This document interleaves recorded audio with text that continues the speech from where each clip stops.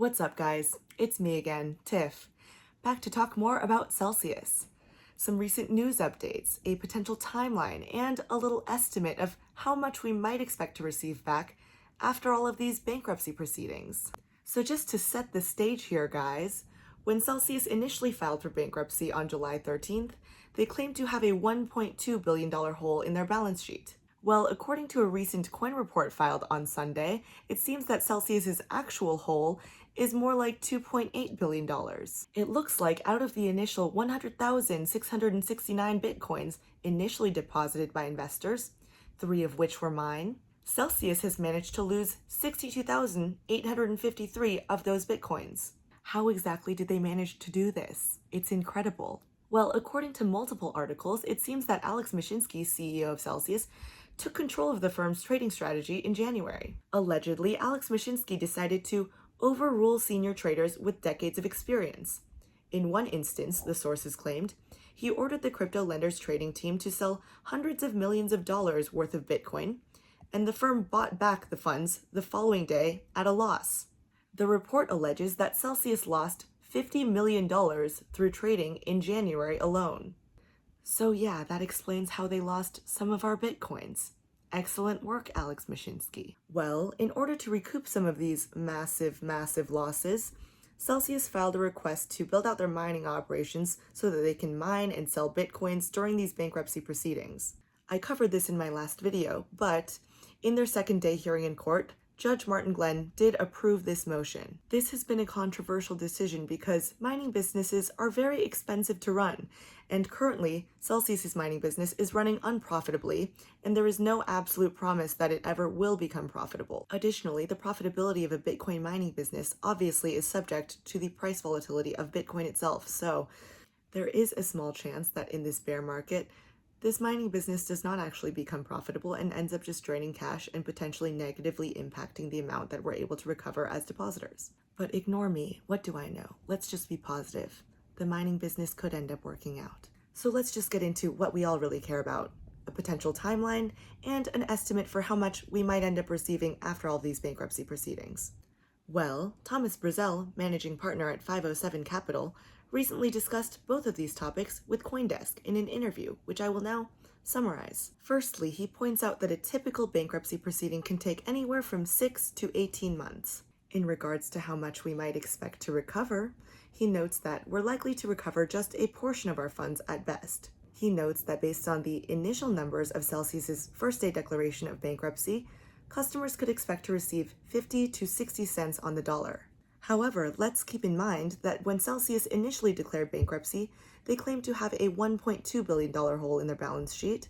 Now that the recent coin report has come out and we see that they have more like a $2.8 billion deficit, I think we could expect less than 50 to 60 cents on the dollar. Exactly how much less? That remains to be seen. He did, however, list a few different factors that could affect the amount that we end up recovering. First of all, he stated that he felt unsure about whether or not Bitcoin mining would materially increase or decrease recovery. He stated that if the price of Bitcoin were to rise, it could be a salvation to the estate. In other words, the state of the crypto market in general will have an impact on how much we're able to recover. He also noted in the video interview that if custody accounts end up taking preferential treatment, this could hurt the recoveries of those in the earn accounts, like me. The amount that we're able to recover will also be affected by whether or not anyone ends up buying Celsius as a company or even parts of the company and their assets. He mentioned that he thinks that the sale of Celsius as a company will be extremely difficult because the brand image has been so tarnished. And lastly, he acknowledges that many of us are clearly and rightfully angry at Alex Mashinsky, but he does say that as creditors, if we're trying to focus on maximizing our recoveries, it would not be helpful for us to pursue criminal proceedings against Mashinsky, as this would stop civil proceedings against him, and this is apparently where we could get additional recovery outside of what's currently in the company and the mining business itself. So anyways, just a quick recap and summary, the initial numbers would point to us receiving about 50 to 60 cents on the dollar. However, now that the more recent coin report has come out and it turns out that Celsius's hole is a lot bigger than we initially expected, going from $1.2 billion to $2.8 billion, I would personally expect less than 50 to 60%. How much less? Who knows? But less. Anyways, important upcoming dates. Tomorrow, August 19th, the U.S. trustee is holding the 341 meeting where creditors can ask Celsius questions under oath. Account holders do not need to join the 341 meeting, it's totally optional. Celsius UCC will be there to represent all account holders and ask questions.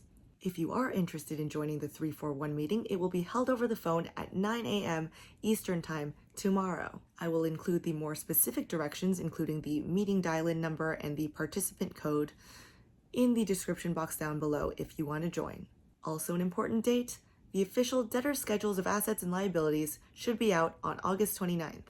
Be sure to look for your name on that document as well as what Celsius claims to owe you, and if you find any discrepancies between what Celsius claims to owe you and what you know to be in your account, then you might need to file a claim.